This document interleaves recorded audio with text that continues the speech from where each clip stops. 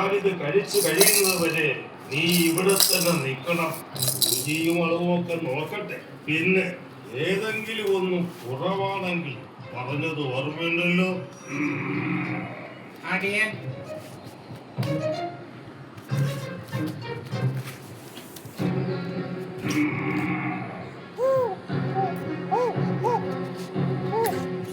ഞാൻ പറഞ്ഞതല്ലേ എന്താ നീ കൊണ്ടുവന്നിരിക്കുന്നത്?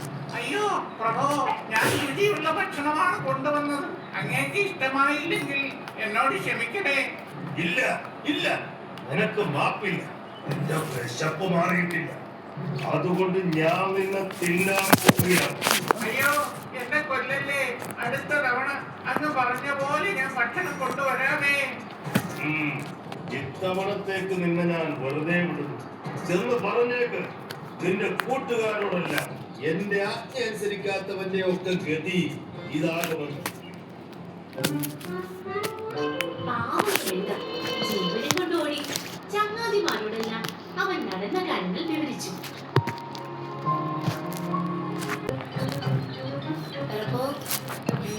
ഞാനാണ് ഭക്ഷണം കൊണ്ടുവന്നിരിക്കുന്നത്.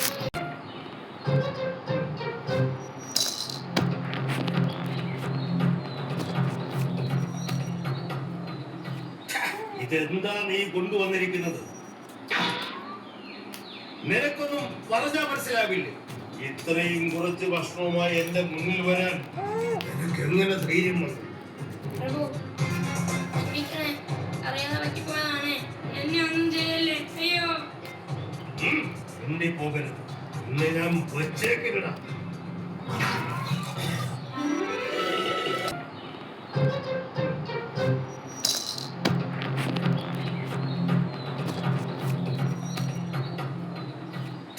ഇതെന്താ നീ കൊണ്ടുവന്നിരിക്കുന്നത്?